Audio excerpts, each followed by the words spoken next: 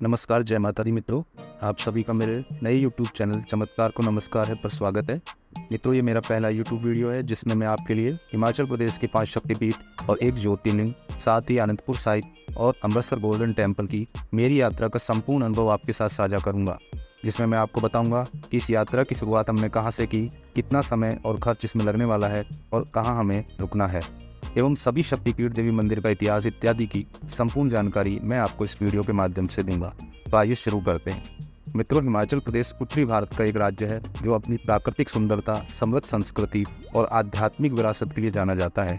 मान्यता के अनुसार राज्य में 5 शक्तिपीठ हैं। ये हैं ज्वालाजी, चामुंडा देवी, चिंतपूर्णी देवी, नैना देवी और ब्रजेश्वरी देवी। ये मंदिर देवी सती के विभिन्न रूपों को समर्पित है, जो भगवान शिव की पत्नी है। हिंदू पौराणिक कथाओं के अनुसार ये वो स्थान है जहां अपने पिता दक्ष की यज्ञ अग्नि में आत्मदाह करने के बाद सती के शरीर के अंग गिरे थे। इन स्थानों को दैवीय शक्ति का स्रोत माना जाता है और हर साल लाखों भक्त यहाँ माता के चमत्कारों का अनुभव करने आते हैं। मित्रों, मेरी धार्मिक यात्राओं में भी इस प्रकार के चमत्कारिक मंदिरों व स्थानों को मैं शामिल करता हूँ। आइए हमारी यात्रा की शुरुआत करते हैं। मित्रों, आप देश के किसी भी कोने से अगर हिमाचल देवी की शक्तिपीठ दर्शनों के लिए आ रहे हैं तो आपके लिए सबसे आसान तरीका है, आप सबसे पहले दिल्ली आ सकते हैं और दिल्ली से आनंदपुर साहिब के लिए बस या ट्रेन भी चलती है। वंदे भारत ट्रेन भी दिल्ली से चलती है। या फिर आप चंडीगढ़ आकर चंडीगढ़ से फिर आनंदपुर साहिब के लिए ट्रेन या बस ले सकते हैं। अगर आप नॉर्थ साइड से दर्शनों के लिए आ रहे हैं तो आपको सबसे पहले आनंदपुर साहिब फिर नैना देवी के दर्शनों के लिए जाना होगा। नैना देवी मंदिर पहुंचने के लिए सबसे पास का एयरपोर्ट चंडीगढ़ का है। यहाँ से मंदिर की दूरी लगभग 100 किलोमीटर है। सबसे पास का रेलवे स्टेशन आनंदपुर साहिब है और यहाँ से मंदिर की दूरी लगभग 25 किलोमीटर है। चंडीगढ़ या आनंदपुर साहिब से आप टैक्सी भी हायर कर सकते हैं और आनंदपुर साहिब से काफ़ी बसें भी नैना देवी के लिए चलती हैं। आनंदपुर साहिब रेलवे स्टेशन के बाहर से आपको टैक्सी या ऑटो भी मिल जाएगा जो आपको नैना देवी के लिए लेके जाएगा। मित्रों, यदि आप चाहें तो सभी शक्तिपीठों के लिए कैब भी बुक की जा सकती है, जो कि 2 दिन में आपको सभी शक्तिपीठों के दर्शन करवा देंगे। मगर क्योंकि हमारा टूर लगभग 6 से 7 दिनों का था तो हमने अपने हिसाब से इसे बस द्वारा किया था। हमने हमारी यात्रा जयपुर से ट्रेन द्वारा रात 8:30 बजे शुरू की थी और सुबह हम तकरीबन 12 बजे आनंदपुर साहिब पहुंच गए। क्योंकि हम किसी कारण से हमारी ट्रेन लगभग 3 घंटे की देरी से चल रही थी। रेलवे स्टेशन से आनंदपुर साहिब गुरुद्वारा मात्र 2 किलोमीटर की दूरी पर है, तो हमने पहले आनंदपुर साहिब गुरुद्वारे में पहुंचकर स्नान करके मत्था टेका और फिर निकल पड़े बस से सीधा नैना देवी दर्शनों के लिए। नैना देवी मंदिर हिमाचल प्रदेश के बिलासपुर जिले में है। माना जाता है यहाँ देवी सती के नेत्र गिरे थे और लोगों की यह भी आस्था है कि यहाँ पहुँचने वालों की आंखों की बीमारियाँ दूर हो जाती हैं।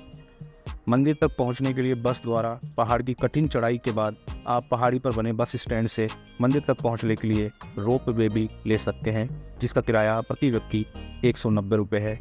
और इसके अलावा स्टैंड से टैक्सी भी मिलती है जो लगभग 40 रुपये में ऊपर मंदिर तक पहुंचा देती है। पहुंचने के बाद आपको लगभग 10 मिनट की सीढ़ियों के रास्ते द्वारा नैना देवी के मंदिर तक पहुँचना होगा। नैना देवी मंदिर में वीकेंड पर काफ़ी भीड़ होती है, तो उसी हिसाब से अपना समय का अंदाज़ा आप लगा कर चलें।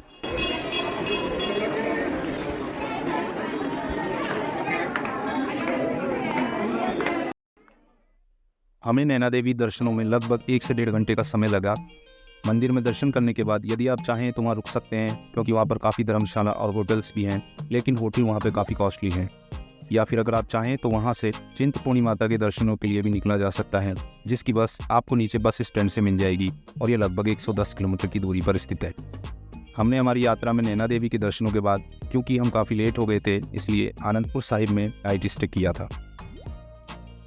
आनंदपुर साहिब भारत के पंजाब राज्य के रूपनगर जिले में स्थित एक ऐतिहासिक नगर है जो कि सतलुज नदी के समीप स्थित है।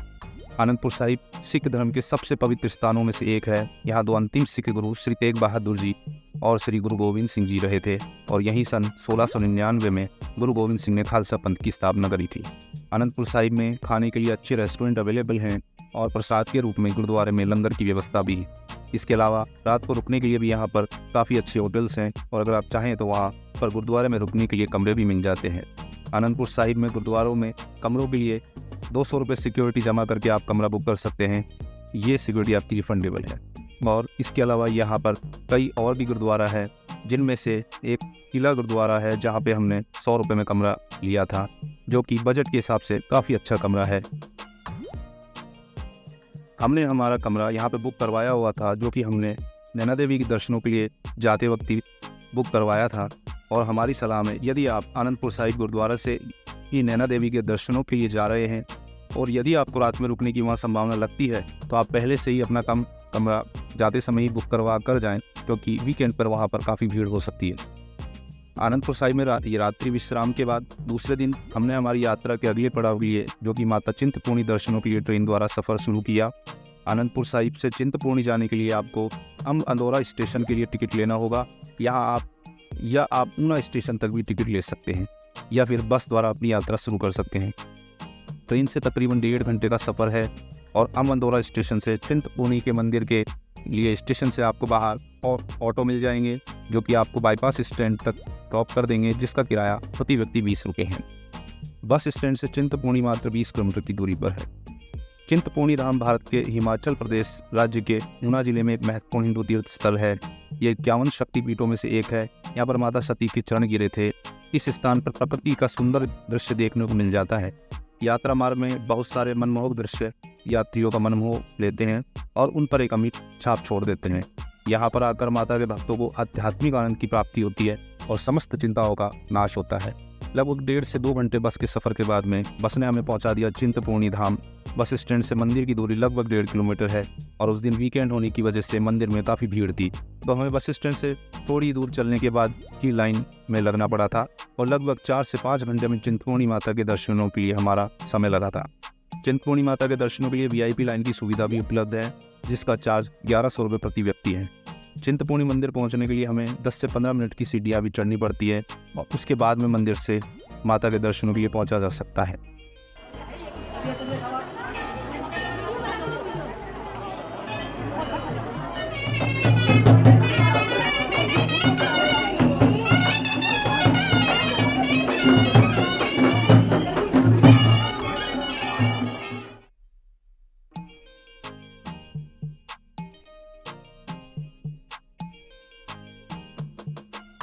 माता चिंतपूर्णी देवी दुर्गा के कई रूपों में से एक हैं। हम इंसानों की अनंत इच्छाएं होती हैं और इच्छाएं हमें चिंता की ओर ले जाती हैं। देवी माँ अपने भक्तों की सभी इच्छाओं को पूरा करके उन्हें चिंताओं से मुक्त करती हैं, इसलिए इन्हें माता चिंतपूर्णी कहा जाता है। मंदिर का इतिहास इस प्रकार से है। प्राचीन कथाओं के अनुसार कहा जाता है कि 14वीं शताब्दी में माईदास नामक दुर्गा भक्त ने इस स्थान की खोज की थी। देवी की कृपा से एक वट के पेड़ के नीचे माता ने उन्हें कन्या के रूप में दर्शन दिए थे और आज भी इसी वट वृक्ष के नीचे माँ चिंतपूर्णी का भव्य मंदिर है। माता चिंतपूर्णी को छिन्नमस्तिका के नाम से भी जाना जाता है। मार्कंडेय पुराण के अनुसार ऐसा विश्वास किया जाता है कि देवी चंडी ने एक भयंकर युद्ध के बाद राक्षसों को हरा दिया था, लेकिन उनकी 2 योगिनी शक्तियाँ जया और विजया अभी भी अधिक रक्त की प्यासी थी। जया और विजया की अधिक रक्त की प्यास बुझाने के लिए देवी चंडी ने अपना सिर काट दिया था, इसलिए इन्हें छिन्नमस्तिका भी कहा जाता है। माँ को अपने हाथ में अपना ही कटा हुआ सिर पकड़े हुए अपनी गर्दन की धमनियों से बहते रक्त की एक धारा को पीते हुए दिखाया जाता है, जबकि बगल में 2 योगिनियाँ होती हैं, जिनमें से प्रत्येक रक्त की एक धारा पीती है। चिंतपूर्णी में अगर किसी को नाइट स्टे करना है तो यहाँ पर काफ़ी होटल और अच्छे रेस्टोरेंट अवेलेबल हैं। यहाँ 600 रुपये में अच्छे रूम्स मिल जाएंगे। हमने हमारी यात्रा में चिंतपूर्णी में नाइट स्टे नहीं किया था और अपने अगले पड़ाव ज्वाला माता के दर्शनों के लिए बस द्वारा हमने हमारी यात्रा शुरू की थी। चिंतपूर्णी से ज्वाला देवी मात्र 30 किलोमीटर की दूरी पर स्थित है, जो हमने तकरीबन ज्वाला देवी 1 से 1.5 घंटे में बस द्वारा पूरी की और ज्वाला देवी रात को तकरीबन 7 बजे हम पहुँच गए। ज्वाला देवी में पहुंचने के बाद हमने हमारा रूम वहीं बस स्टैंड के पास ही होटल भगवती में बुक किया, जिसका एक रात का टैरिफ था 700 रुपये। रूम एकदम साफ सुथरा था। माँ ज्वालामुखी एवं अन्य दूसरे शक्तिपीठों के दर्शनों की यात्रा की डिटेल्स मैं अपने अगले वीडियो में साझा करूँगा। इस वीडियो में आइए अब बात करते हैं अब तक की यात्रा के हुए खर्चों के बारे में।